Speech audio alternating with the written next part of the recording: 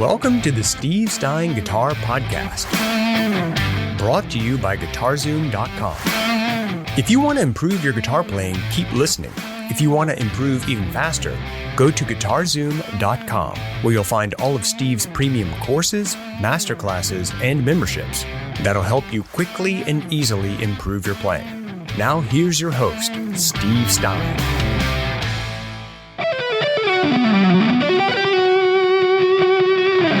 All right, so on to the next lick. So this one we're going to be doing is, again, we're in E minor / G major, however you want to look at it, okay?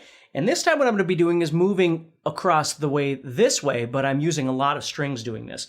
So I'm going to be playing from 17 to 13, and then 16 to 14, which in itself is just a cool little lick anyway, but I digress. So we've got... and then I'm heading back up to that 15. So you see I'm doing pull-offs twice, and then I'm going to that. So I'm playing down, up. Okay. And again, if I was going to repeat this or something like that, I might pick it differently, but I know what's coming. I know I gotta exit out of here into the next idea. So I'm playing.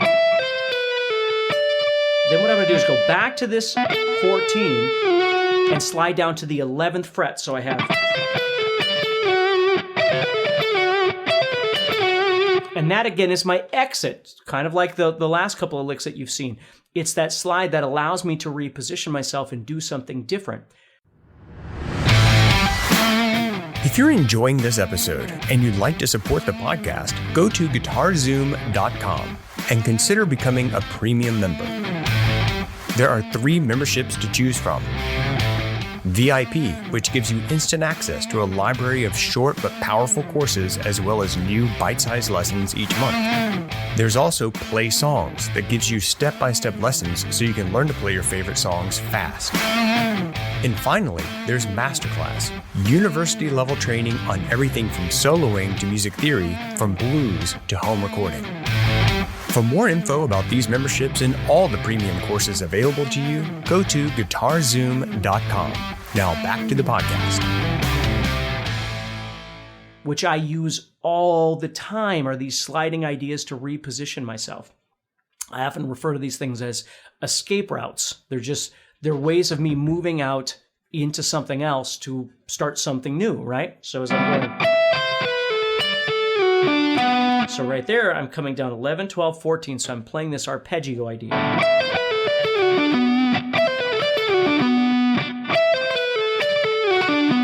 Now, I'm not playing that with all upstrokes or anything like that.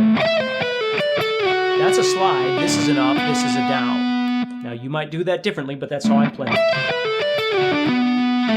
And what I'm going to do is I'm going to do a pull-off from 14 to 12 to 10, slide to 9.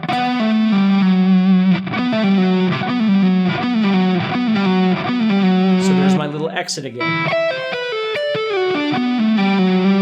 And then I'm actually going to work my way back up, doing 9, 10, 12.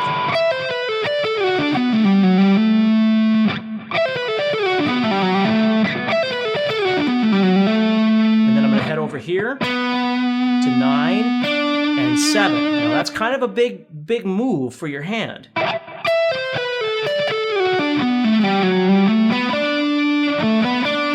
So I'm going from 12 to 9 to 7. And I'm picking down through these. Now this one was actually just a hammer-on, but these two would be my downs. And I'm going to do a hammer-on from this 7 to this 11.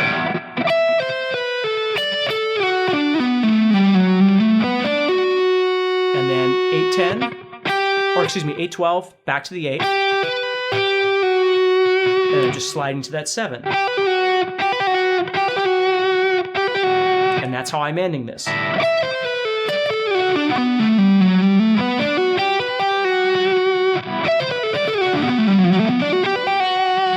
Okay. Now that I'm playing it, I do notice that sometimes I pick this 11. I don't always do that, but sometimes I do. That time I didn't. But sometimes I do pick it. And again, that just goes to show you that I'm just as human as anybody else when I play. It just depends on how things are feeling at the time, how they're going to come out. All right. I can try and play something as perfect as I want, but the truth is that I'm still going to always default to an organic element when I'm playing, because that's what's going to sound best. That's what's going to feel best for me, and hopefully then sound best for the listener. Okay, so this is a great little idea, and again, it doesn't have to be fast. Everything that we do doesn't always have to be about how fast it is.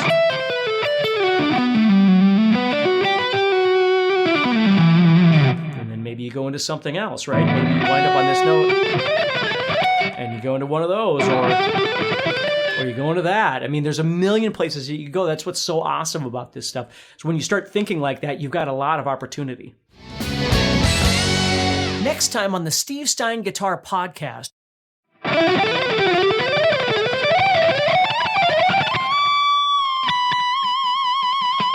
All right, so now we're going to shift gears a little bit, and we're going to start working our way this way across the guitar. Instead of working vertically, we're going to start thinking horizontally this way. And this is something I love to do when I play. So again, I'm going to be playing in the key of G major or E minor. I want you to be able to use all this stuff over the backing track that I'm giving you. Okay, and just practice these things. So now what we're going to be doing is, again, I have to know my guitar to a certain degree, and if you don't, you can certainly learn the things I'm showing you, but the more you learn about your fretboard, you can play these on different strings and, play them in different positions and different things like that. So what I'm doing is I'm starting off down here, I'm playing 3, 5, and 7. So it's that same group of 6. It just looks a little bit different because I'm in a different spot, but I'm still in G major. So learning how to play that group of 6 is absolutely crucial to all of these ideas, these first ideas that we're doing right now, okay? Hey, Steve Stine here from GuitarZoom.com, and thank you so much for listening to this podcast. If you enjoyed this episode, can I ask you a favor? Please subscribe, leave a review, and share it with a friend. Your feedback means more to me than you'll ever know. And be sure to check out my YouTube channels where you'll find over 1,000 videos to help you with your guitar playing. Thanks again for listening. Stay positive, keep playing, and keep having fun. If you'd like some help with your guitar playing but you're not sure how to get started, go to GuitarZoom.com and look for the Help Me Choose survey. By answering a few simple questions, you'll get Steve's personal recommendation of the perfect course for you. All this and more is available for you at GuitarZoom.com.